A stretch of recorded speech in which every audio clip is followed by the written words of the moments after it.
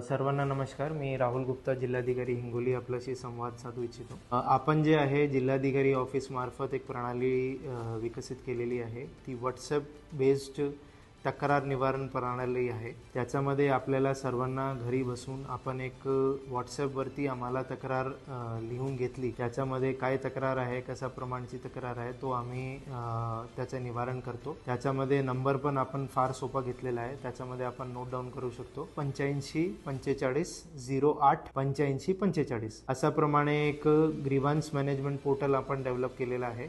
हे नंबर आपण आपले फोन नंबरमध्ये सेव्ह करावा आणि जिल्हाधिकारी तक्रार प्रणाली असा म्हणून पण सेव्ह केला आणि याच्यामध्ये आपण हाय म्हणून टाकला.